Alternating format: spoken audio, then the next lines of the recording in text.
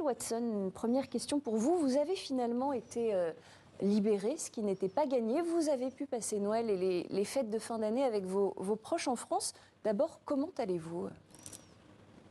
Je vais très bien. J'étais très enthousiaste d'avoir été libéré le 17 décembre, après 5 mois et demi. Mais ça valait la peine à la fin, quoi. Vous avez été surpris par cette libération avant Noël ou vous vous y attendiez, vous étiez optimiste ? J'espérais d'être libéré tout de suite en juillet parce que toutes les preuves étaient là contre une extradition. Mais ils n'ont même pas regardé les preuves pendant 2 mois et demi. Et finalement, la Cour du Groenland a dit que je devais être extradé. Mais cette décision a été renversée par le procureur général du Danemark. Alors, Paul Watson, pour des raisons politiques. Paul Watson, vous avez, je crois, 2 enfants en bas âge, un de 8 ans, un autre de 3 ans. Comment est-ce qu'ils ont vécu vos 5 mois d'absence? Est-ce qu'ils comprennent les raisons pour lesquelles leur père était en prison? Eh bien, celui qui a 3 ans, non. Mais celui qui a 8 ans, oui. Très bien fait. Je n'ai pu lui parler que 10 minutes par semaine par vidéo. Et vous savez, ma famille sait très bien ce que je fais. Et ils savent ce qu'ils doivent attendre. Et au cours des 15 dernières années, je n'ai jamais été inculpé de crime. Je n'ai blessé personne. Et j'espérais, en fait, j'étais confiant que cette preuve parlerait d'elle-même. Alors on va revenir sur les raisons de votre arrestation, mais d'abord je me tourne vers vous, Lamia Essemlali. Comment est-ce que vous avez vécu la libération de Paul Watson? Je précise que vous avez été à ses côtés, vous l'avez soutenu tout au long de ces 5 mois d'incarcération. Qu'est-ce que vous avez ressenti? Oui, pour moi, c'était important d'être présente à toutes les représentations en justice. Il y en a eu plusieurs depuis le mois d'août. Quelques jours avant sa libération, j'étais très inquiète, très pessimiste parce qu'on avait des signaux assez négatifs. Parce qu'aussi, je savais à quel point le Japon déployait vraiment toute sa puissance diplomatique, commerciale, pour faire plier et le Danemark et la France. Et donc, j'étais particulièrement inquiète. Donc, ma réaction quand j'ai su qu'il était libéré... oui, j'ai fondu en larmes parce que ça a été vraiment très intense. Et en même temps, je sais que s'il est libre aujourd'hui, c'est parce qu'il y a eu une énorme mobilisation de l'opinion publique, de la diplomatie française aussi qui s'est mobilisée. Et ça a fait toute la différence. Paul Watson, le Japon vous accuse d'être responsable, via votre ONG Sea Shepherd, de dommages et blessures contre un de ses navires baleiniers en 2010. Qu'est-ce que vous répondez à ces accusations ? Toutes ces preuves sont là pour montrer que c'est faux. Vous savez, les preuves aussi sont là pour montrer que ce que fait le Japon, c'est illégal sur le plan international. Il tue des baleines dans le sanctuaire du Sud, et moi j'ai été soutenu par la Cour internationale de justice. Le Japon mène des entreprises criminelles. Et mon crime aux yeux des Japonais, c'était que moi, je les humilie avec mes shows télévisés au cours des 7 dernières années. Et c'est pour cela qu'ils veulent me punir. Mais ils n'ont aucune preuve qu'on ait blessé ou causé des dommages à qui que ce soit. Mais cette arrestation, cette situation m'a donné l'occasion à nouveau d'attirer l'attention sur les atrocités du Japon. Alors certains contestent les méthodes que vous utilisez, estiment qu'elles sont violentes. Certains médias racontent que vous avez éperonné, saboté, coulé des dizaines de navires de pêche commerciale. D'abord, est-ce que c'est le cas ? Écoutez, quoi que vous fassiez aujourd'hui, et si un gouvernement n'est pas d'accord, alors vous êtes automatiquement un terroriste. Vous savez, c'est un mot qui est tellement utilisé, ça ne veut plus rien dire. Les faits, c'est que je n'ai jamais causé de dommages à qui que ce soit. Je n'ai jamais blessé qui que ce soit. Je n'ai jamais commis un crime. Ce que nous faisons, c'est de la non-violence agressive. J'agis de façon agressive contre des activités illégales. Ce sont eux les criminels, et nous essayons de les en empêcher. Le Japon a utilisé Interpol, pas seulement contre moi, mais contre tous les lanceurs d'alerte à travers le monde. Ils utilisent Interpol pour cela. Il faut qu'on mette un terme à cette activité-là. Alors vous parlez de non-violence agressive, vous imaginez bien que cette notion, elle n'est pas forcément comprise par tout le monde. Jusqu'où peut aller votre violence pour protéger les baleines ? Aussi longtemps qu'on ne blesse personne. Vous savez, un braconnier n'a pas le droit de tuer un éléphant. Si vous arrachez l'arme de ses mains, personne ne peut dire que vous avez commis un crime. Mais je ne comprends pas pourquoi les gens ont de la sympathie pour des opérations criminelles. Ces gens ont des activités criminelles. D'ordinaire, les forces de police utilisent de la violence contre eux. Nous, on fait ça sans violence. Et c'est la différence. Il y a 12 ans, j'ai été invité par le FBI aux États-Unis pour leur donner une conférence. Et ils m'ont dit, vous savez, vous êtes vraiment sur une ligne extrêmement fine quand vous faites vos actions avec la loi. Nous, ce qu'on fait, c'est toujours légitime. Toujours légitime. Vous souhaitiez réagir ? Je voudrais rebondir sur ce que vous avez dit par rapport au fait qu'on aurait sabordé, coulé des navires de pêche commerciale. Oui, bien sûr, je sais bien. Mais justement, c'est intéressant de revenir là-dessus parce que ce ne sont pas des navires de pêche commerciale auxquels Sea Shepherd et Paul s'est opposés. Ce sont des braconniers, des criminels qui tuaient illégalement des espèces protégées en toute illégalité et en toute impunité.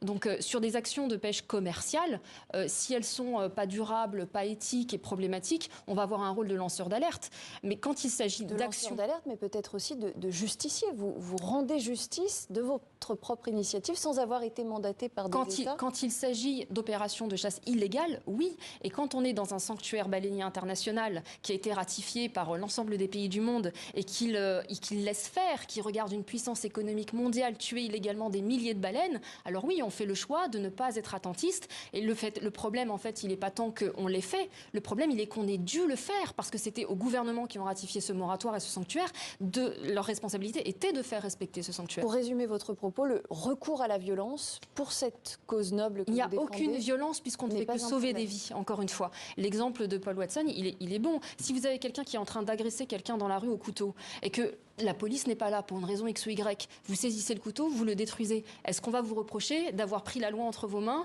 et d'être intervenu alors que ça n'était pas à vous de le faire? Non, pas du tout. C'est exactement la même chose, sauf que là, on parle de baleines, on parle de biodiversité et on parle finalement de l'avenir de nos enfants.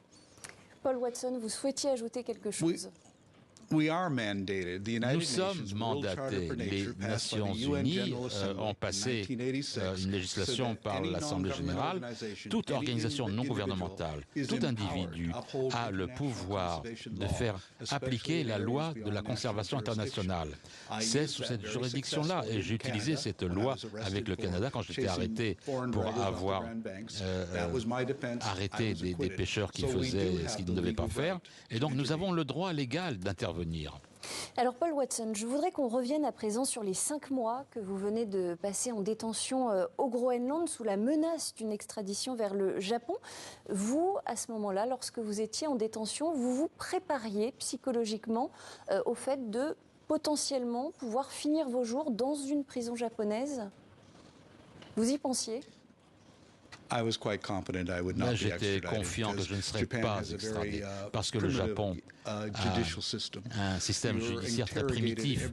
Vous êtes interrogé chaque jour jusqu'à ce que vous confessiez et vous n'allez pas devant le juge avant d'avoir avoué. Tout le monde sait cela et tout le monde sait et aussi la Commission européenne des droits de l'homme. Je savais que je ne serais pas extradé, mais le ministre des Affaires étrangères du Japon a appelé l'ambassadeur du Danemark au Japon pour lui dire « Ah, vous nous avez trahis ». Comment est-ce qu'ils ont pu être trahis par le Danemark? Le Danemark a une obligation de maintenir la loi internationale. Le Japon contrevient à la loi internationale. Le Danemark a dû prendre la seule décision possible, c'est-à-dire de me soutenir, parce que moi, je soutenais la loi. Alors vous dites que vous saviez que vous n'alliez pas être extradé. Ce n'est pas tout à fait ce que vous avez dit dans la lettre que vous avez adressée au chef de l'État français, Emmanuel Macron. Dans cette lettre, vous dites que le fait de ne pas savoir si vous alliez être extradé ou non, c'était comme une forme de torture morale. Mais c'était toujours une possibilité, oui. Elle était là, cette possibilité. Mais comme je l'ai dit, moi, ça fait 50 ans que je fais ça. Donc, je sais ce qu'on a le droit de faire et ce qu'on ne peut pas faire. Mais il y a des choses qui sont imprévisibles. Et le Japon mettait beaucoup de pression sur le Danemark. Ils menaçaient de torpiller des millions de dollars de projets. Ils mettaient la pression sur la France en annulant des accords de commerce qui ne participeraient pas à la conférence de Nice. Tout ce que ça illustre aussi, c'est à quel point tout cela est politique. Si c'est simplement un cas de criminalité normale, on n'aurait pas vu ce niveau d'intervention politique du Japon contre la France et contre le Danemark. C'était très politique. Et c'était probablement la chose la plus importante dans cette extradition. On ne peut pas extrader des gens pour des raisons politiques. Et les Japonais nous ont aidés en transformant cette affaire en affaire politique. Lamia, vous avez dit dans les médias français que Paul Watson avait reçu des milliers de lettres de soutien d'anonymes, de citoyens du monde entier lors de sa détention. Ce soutien des citoyens, de la société civile, il a été important, il est important aujourd'hui dans le combat que vous menez? Il a été fondamental déjà pour son moral à lui. Et ensuite aussi parce que nous, on n'était pas aussi confiants que lui pouvait l'être en prison, très clairement. Et ce qui est intéressant, c'est que la plupart des lettres qu'il a reçues sont arrivées de France. Et ce qui est intéressant aussi, c'est qu'il a eu beaucoup de courriers du Japon, de Japonais, qui ne se reconnaissent pas du tout dans ce que fait leur gouvernement. Et ça en dit long sur toute cette affaire. Parce que, en fait, il y a moins de 2% des Japonais qui mangent de la viande de baleine. Donc même culturellement parlant, c'est pas du tout un argument qui tient la route. Et ça montre bien qu'on est là face à des intérêts d'une poignée de personnes, d'anciens membres du gouvernement japonais, qui s'accrochent à des privilèges, qui s'accrochent à une industrie qui est mortifère, qui ne se justifie pas ni économiquement, ni écologiquement, et ni même au nom du peuple japonais. Et donc les courriers des Japonais qu'il a reçus, que j'ai lus, sont extrêmement, extrêmement touchants. Paul Watson, aujourd'hui, si vous deviez vous adresser d'une part au gouvernement japonais, d'autre part au peuple japonais, j'imagine que ce seraient deux messages différents que vous leur adresseriez. Le message est très simple. Il faut obéir à la loi de conservation mondiale. Vous ne pouvez pas tuer illégalement des baleines. Et c'est ce qu'ils font dans le sanctuaire du Sud, des mers du Sud. Les navires japonais ne sont pas acceptés dans les ports australiens parce qu'ils tuent des baleines. Ils ne sont pas venus devant les tribunaux. Ils ne sont pas venus pour soutenir leur plainte. C'est une opération criminelle. On ne peut pas parler de moralité. On parle de légalité. Et très clairement, c'est une opération illégale qu'ils mènent. Alors c'est vers la France que vous vous êtes tourné lors de votre détention. Vous avez écrit, je le disais, au chef de l'État Emmanuel Macron pour lui demander l'asile politique en France. Pourquoi la France, ce pays, qu'est-ce qu'il incarne à vos yeux ? La France a été une des plus grandes nations en soutien de ce qu'on fait au cours des 50 dernières années. Et la France a un héritage incroyable de la conservation des océans. Si on remonte à Jules Verne ou à Cousteau, et je suis très fier d'être associé à cet héritage. Et nous voulons construire là-dessus. Et Sea Shepherd France a toujours été l'organisation la plus passionnée, la plus dynamique de tous les groupes Sea Shepherd à travers le monde. Vous avez pu, alors vous, Paul Watson, ou votre organisation, avoir depuis votre libération des contacts, des échanges avec le président français Emmanuel Macron ? Alors, pas directement pour l'instant. Mais moi, je suis un peu plus critique que Paul sur la politique française en matière de protection de l'océan. Par contre, je reconnais qu'effectivement, on a été à l'avant-garde de la défense de Paul Watson. Cette année, on héberge la conférence des Nations Unies pour l'océan. Je pense qu'effectivement, il y a une opportunité unique pour la France aussi de confirmer l'essai et de s'imposer comme leader mondial de la protection de l'océan. Pour l'instant, c'est pas encore le cas.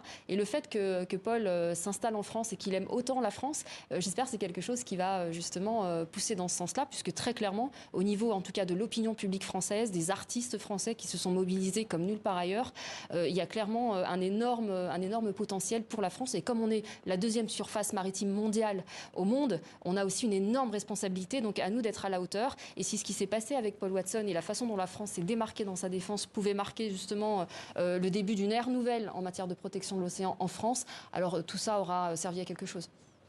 Vous êtes aujourd'hui libre, Paul Watson, mais vous êtes toujours, je crois, sous le coup d'une notice rouge émise par Interpol. Ça veut dire que votre combat judiciaire, il se poursuit, votre combat judiciaire avec le Japon et avec Interpol ?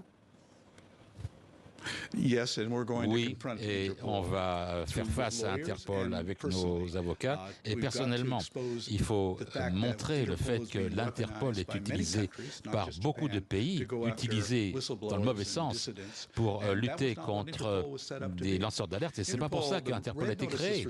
Vous savez, les notices rouges, c'est contre les trafiquants de drogue et les grands criminels. Je suis le seul dans l'histoire à avoir une notice rouge de l'Interpol pour avoir contrevenu à une loi. Mais en fait, c'est une amende de 600 €. Pourquoi est-ce que moi, je suis tellement visé? Parce que le Japon est un pays qui est puissant et ils peuvent arriver à ce qu'ils veulent. Ils sont contre moi parce que je les embarrasse, pas parce que j'ai commis des crimes. Juste, si je peux compléter par rapport à la notice rouge d'Interpol, il y a eu un rapport du Parlement européen en 2017 qui, justement, dénonce le détournement de la notice rouge d'Interpol à des fins politiques. Et le cas de Paul Watson est cité en illustration de ce genre de détournement. Alors une dernière question pour vous, Paul Watson. Lorsque vous avez été libéré, vous avez dit « Nous allons mettre un terme à la chasse baleinière dans le monde d'une manière ou d'une autre ». Ça veut dire quoi? Ça veut dire que vos missions en mer vont se poursuivre et que vous êtes prêt à risquer aujourd'hui d'autres arrestations pour votre combat? On a un bateau prêt à opérer en juin. Nous avons un autre bateau en Australie au cas où les Japonais reviendraient dans les océans du Sud. Au cours des 50 dernières années, on a arrêté près de 90% des opérations de chasse à la baleine. Et moi, je voudrais arrêter cette chasse à la baleine de mon vivant. Il faut arrêter l'assassinat des dauphins et des baleines. Et je suis très confiant qu'on pourra arrêter cela cet été. Cet été, c'est en Islande, je précise juste. C'est en Islande. La chasse baleinière islandaise. Et vous faites bien de le préciser. On suivra ça avec grand plaisir sur TV5 Monde. Merci infiniment à tous les deux. Paul Watson, fondateur de l'ONG Sea Shepherd, et Lamia Essemlali, présidente de Sea Shepherd France. Merci d'avoir répondu à nos questions.